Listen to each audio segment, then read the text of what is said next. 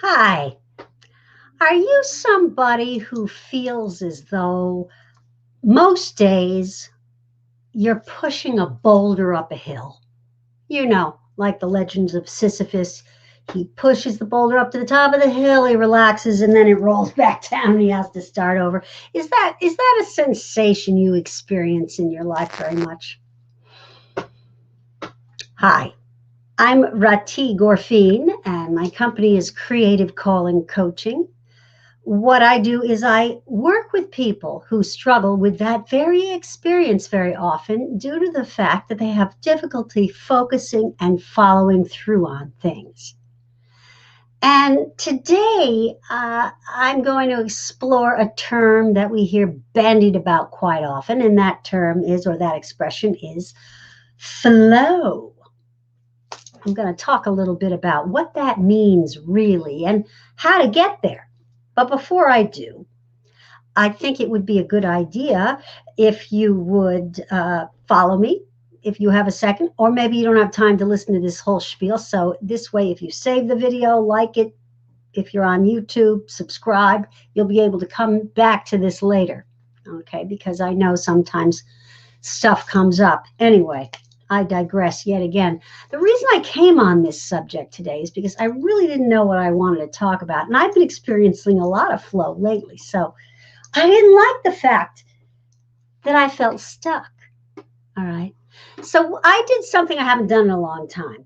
I referred to my Kabbalah deck. Kabbalah is an ancient spiritual tradition of the Jewish faith. Goes back many, many, many thousands of years, I believe. And a lot of its ideas are based on elements of the Hebrew alphabet, also on what are called the 10 Sephirot of the Tree of Life. So, in looking for some way to get my grip back into flow, I pulled the card Keter. Keter. Keter is, it also means crown. It is the very top of the tree of life, as you can see. And it is the domain of ecstasy, where all struggle and ego tension melts away. Now, what better definition of flow could there possibly be than of the domain of ecstasy, where all struggle and ego tension melts away? Well, so the challenge for us mere mortals, of course, is how do we get there? And is my want, as is my want, I came up with a little acronym in identifying what has worked for me in the past. And I'm going to share that little acronym with you. The acronym is indeed FLOW, F-L-O-W. So we start with F, flow. Follow the form. What do I mean by that? The people I work with tend to be very creative, and as creative people, they tend to resist structure and yet ironically thrive within it. But the thing is, as an ADHD coach, I have learned that the only structures that work for people are ones of their own construction, that are forged out of their own personal strengths. So once you have a form that you can follow, it's going to take you out of daily decision-making mode. Do I get out of bed or not? Not a decision that you want to be making every day when you're trying to make something happen in your life. So, for instance, a form might be something like getting up and doing Julia Cameron's morning pages, writing 3 pages, writing down some things you're grateful for, meditating for 20 minutes, maybe exercising for a half hour. That is a very robust form. And I'm not being prescriptive here. Please understand. I am not prescribing that form to you. It's just one that Some of my clients have come up with in one variation or another. So if you don't know what to do, follow the form. And what that does is it leads you into the next letter, which is L. Lead with your body. When you get out of your head and get into your body by following a form that involves something physical, it could be writing, it could be stretching, it could be breathing and meditating. You're already getting yourself aligned and in sync with the collective consciousness and the energy of life, so that your instincts are going to be sharper and you're going to make better choices going into your day. Then we have the letter O, and that is be open to change.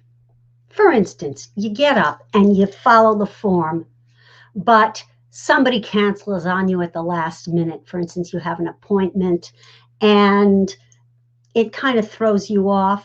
Sometimes if I'm open to that change, I may mix things up a little bit.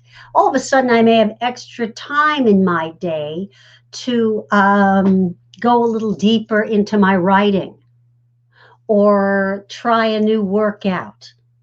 If something changes, view it as an opportunity. That's really what I mean by being open to change. And finally, the letter W. Widen your view of the moment. And the way to do this is to just reframe whatever's going on from being inconvenient, a mistake, a problem, to being perfect. Whatever is going on in any given moment of your day, if you decide it is perfect, you are immediately going to widen your view of that moment. How is it perfect? Well, for instance, for me, I had an interesting experience today. I was interrupted a few times by various people, and each time it gave me an opportunity to help them out. So that was perfect in my view, because I don't think we're all here on earth just to satisfy ourselves. I think we are all interconnected and we are constantly co-creating. So because I was open to change and I was widening my view of the moment, I was able to step into my role at any given moment as somebody's supporting player in helping them realize something along their journey. So I wasn't bogged down by feeling confused and disrupted and disaligned. Then I could go back to F, follow the form. What's next on my itinerary for the day? So in summation, if you want to get into that domain of Keter, of ecstasy, where your struggle and your ego tension melts away, also known as flow, follow the flow acronym. The acronym, okay? Follow the form. Create one, first of all. And for that, you might need my help. So again, you can contact me through the comments if you want me to reach out to you, or instant message me. But follow the form, lead with your body, coming out of your morning routine, feeling into what's going on in a given moment, and from there be open to change.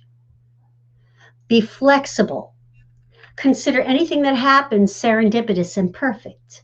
All right, and that brings us to widening your view of the moment, of course. I think if you can hold on to flow, then you're going to stop feeling like you're pushing that boulder up the hill like old Sisyphus. That's what I wanted to talk about today. And again, if you found this video inspiring, encouraging, educational, I encourage you to like it, to share it, to subscribe, and however else you might want to follow me, because I love to do this and I like to know that I'm enriching people's lives. So that's another thing you can do for me. Put something in the comments. Let me know what you got out of this. Let me know what questions you have, because the things I have to say only get better when I am speaking to real problems that come from you, my audience. All right.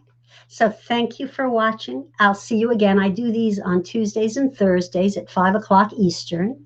Today's Thursday already, so have a wonderful weekend. Take care. Bye-bye.